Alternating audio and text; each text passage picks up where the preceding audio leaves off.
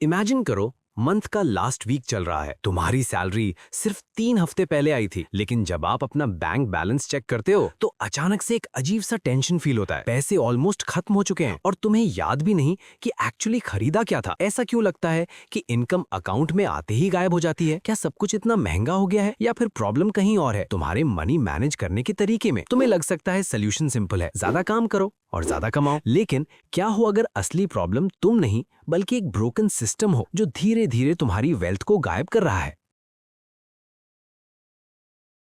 ये disappearing money problem एक चीज की वजह से होती है, सब्ट्रैक्टिव मॉडल ऑफ सेविंग। ज्यादातर लोग एक सिंपल रूटीन फॉलो करते हैं। इनकम आती है, एक्सपेंसेस पे करते हैं और एंड में जो बचेगा उसे सेव करने का प्लान बनाते हैं। लेकिन रियलिटी ये है, एंड में कुछ बचता ही नहीं। क्यों? क्योंकि इन दो इनविजिबल फोर्सेस की वजह से, इन्फ्लेशन और लाइफस्टाइल क्रीप, जैसे जैसे प्राइसेस धीरे धीरे बढ़ते हैं और हम थोड़ा बेटर चीजें खरीदने की आदत डालते हैं, एक्सपेंसेस चुपचाप बढ़ते रहते हैं और धीरे धीरे वो हर एक रुपया तुम्हारी पूरी इनकम खा जाते हैं जो हम अर्न करते हैं। फिर एक फ्रस्ट्रेटिंग साइकिल स्टार्ट होता है। आप हार्ड वर्क करते हो लेकिन वेल्थ बिल्ड नहीं होती। इसीलिए जो सिस्टम अब हम देखने वाले हैं वो इम्पोर्टेंट है। ये पूरी इक्वेशन को फ्लिप कर देता है। एंड में सेव करने के बजाय ये तुम्हें पहले सेव करने पर फोर्स करता है। सेविंग्स एक मैंडेटरी बिल बन जाती है जो आप खर्च करने से पहले ही पे कर देते हो और यही एक चेंज तुम्हारे फ्यूचर के लिए फाइनेंशियल शील्ड बनाना शुरू कर देता है।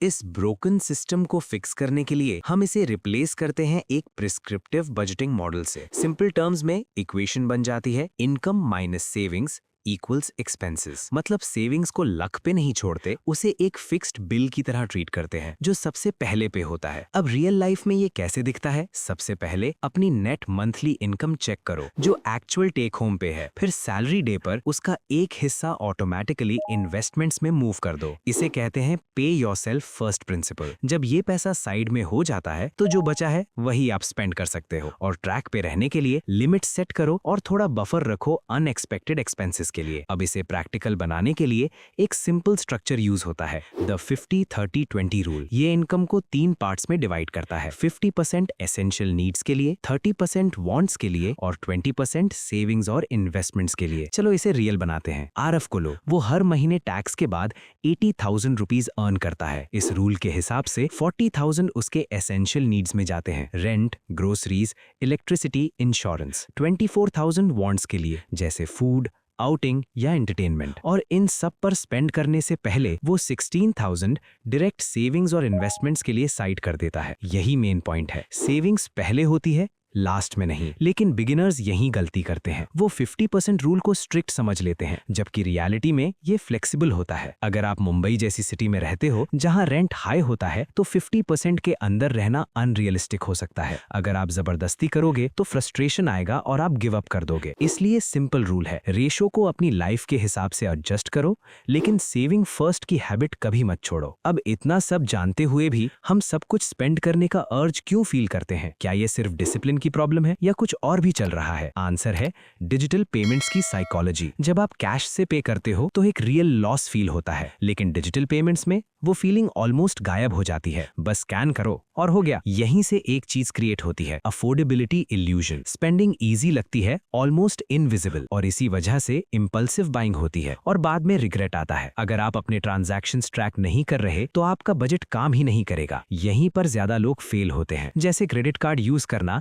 एक ऐसे लाइफस्टाइल के लिए जो अफोर्ड नहीं कर सकते, या इर्रेगुलर एक्सपेंसेस इग्नोर करना जैसे इंश्योरेंस रिन्यूअल्स या ईयरली मेंटेनेंस। जब ये अचानक सामने आते हैं तो आपको बोरो करना पड़ता है और पूरा प्लान टूट जाता है। अब जब आपने वो 20% सेविंग सिक्योर कर ली तो नेक्स्ट सवाल सिंपल है, उस पैसे का क्या करना है? यहाँ से स्टार्ट होता है कंपाउंडिंग। कंपाउंडिंग का मतलब है तुम्हारा पैसा रिटर्न्स अर्न करता है और वही रिटर्न्स आगे और रिटर्न्स जनरेट करते हैं। टाइम के साथ ये पावरफुल ग्रोथ क्रिएट करता है। इसे यूज करने के लिए लोग एसआईपी में इन्वेस्ट करते हैं। इसका मतलब है रेगुलरली एक फिक्स्ड अमाउंट म्यूचुअल फंड्स में इन्वेस्ट करना। जैसे आरएफ का 16,000 हर मंथ एसआईपी में जाता जाता है। टाइम के साथ उसका पोर्टफोलियो स्टेडिली ग्रो होता है। लेकिन एक बात समझना जरूरी है, ये गारंटीड ग्रोथ नहीं है। मार्केट्स ऊपर नीचे होते रहते हैं, लेकिन इन्वेस्टमेंट्स अवॉइड करना भी रिस्क है, क्योंकि टाइम के साथ तुम्हारे पैसे की वैल्यू धीरे धीरे कम होती रहती है। यही इन्फ्लेशन है। सिंपल टर्म्स में चीजों की प्राइसेस बढ़ती रहती हैं और तुम्हारा पैसा धीरे धीरे कम वैल्यूएबल हो जाता है। मतलब कुछ ना करना भी लॉस ही है। अब अगर आप ऐसे हो जो market ups and downs deal नहीं करना चाहते, तो क्या कोई सेफर ऑप्शन है? हाँ, यहां आता है पीपीएफ। ये एक long term government backed savings option है, जिसमें रिलेटिवली स्टेबल रिटर्न्स मिलते हैं। जहां एसआईपी वेल्थ ग्रो करता है, पीपीएफ उसे प्रोटेक्ट करता है। और स्मार्टेस्ट अप्रोच क्या है? दोनों में से चूज करना नहीं, डाइवर्सिफिकेशन। अपने पैसे को अलग अलग इन्वेस्टमेंट्स में स्प्रेड करना, ताकि रिस्क कम हो। अच्छा सिस्टम होने के बाद भी गलतियां फाइनेंसेस को डैमेज कर सकती है। एक बड़ी मिस्टेक है सिर्फ एम्प्लॉयर प्रोवाइडेड इंश्योरेंस पर डिपेंड रहना। वो सेफ लगता है जब तक आप जॉब स्विच नहीं करते। स्विच करते ही कवरेज गायब हो जाता है। दूसरी मिस्टेक है इंश्योरेंस और इन्वेस्टमेंट को मिक्स करना, जैसे यूलिप्स या एंडोमेंट पॉलिसीज। ये अक्सर अंडर परफॉर्म करते हैं जब आप इंश्योरेंस और इन्वेस्टमेंट को अलग रखते हो उसके कंपैरिजन में। फिर आता है डिजिटल गोल्ड। काफी प्लेटफॉर्म्स इसे ऑफर करते हैं, लेकिन ये ऑफिशियल रेगुलेशन के बाहर ऑपरेट करते हैं। मतलब अगर कुछ गलत हुआ तो प्रोटेक्शन मिल भी ना सके। और लास्ट में ब्लाइंडली फाइनेंशियल इन्फ्लुएंसर्स को फॉलो करना, सिर्फ इसलिए कि कोई कॉन्फिडेंट लगता है, इसका मतलब ये नहीं कि वो सही है। एक गलत डिसीजन सालों की मेहनत बर्बाद कर सकता है। मनी मैनेज करना इतना कॉम्प्लिकेटेड नहीं है। सब कुछ एक सिंपल शिफ्ट से स्टार्ट होता है। अपनी इक्वेशन चेंज करो, पे योरसेल्फ फर्स्ट, फिर बस कंसिस्टेंसी रखो। मार्केट्स चेंज होंगे, एप्स चेंज होंगी, ट्रेंड्स चेंज होंगे, लेकिन ये कोर प्रिंसिपल्स नहीं बदलेंगे। अपने एक्सपेंसेस कंट्रोल करो, रेगुलरली इन्वेस्ट करो और रिस्क से खुद को प्रोटेक्ट करो। ये सब फॉलो करोगे तो धीरे धीरे तुम्हारा पैसा खुद काम करना शुरू करेगा। नॉलेज तुम्हारे पास ऑलरेडी है, अब बस उसे अप्लाई करना है।